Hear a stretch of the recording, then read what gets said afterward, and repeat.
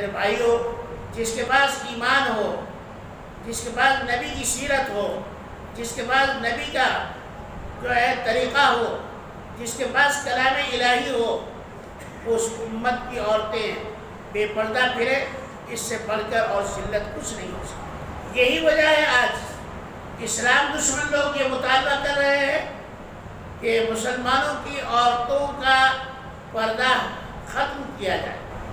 France میں یہ ہو گیا کہ وہاں پردے پر پابندی، آسٹریلیا میں یہ ہوا، اور ابھی جو ہے ہندوستان میں جگہ جگہ پر اس بات کے لیے باقاعدہ زمین ہموار کی جا رہی ہے مسلمان عورتیں جو ہیں برقعوں میں نہ رہیں۔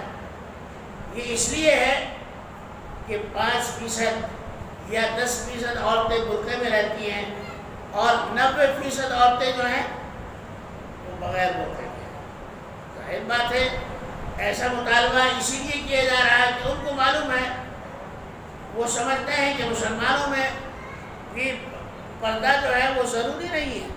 اگر ضروری ہوتا تو ہر عورت پردہ کرے۔ اب کتنی عورتیں ہیں، میسور سرکل سے لے کر اور بردی سے آگے تک 1.5 لاکھ عورتیں فیکٹریوں میں کام کرتی ہیں۔ ان 1.5 لاکھ عورتوں میں آدھی عورتیں مسلمان ہوتی ہیں اور ان میں کوئی پردے سے نہیں ہوتا، ان میں کوئی برقع نہیں پہنتی ہے۔ اس لیے نہیں پہنتی ہیں کہ برقع جو ہے ایک حجاب ہے، ایک رکاوٹ ہے، اور برقعے سے جو ہے ہماری عورتوں کو خود نفرت ہو گئی۔ یا اگر برقع پہنتی بھی ہیں تو ایسا کہ اس کے اوپر اتنے بیل بوٹے اور اتنا سجا ہوا رہتا ہے کہ اس برقعے کی حیثیت برقعے کی ختم ہو جاتی ہے۔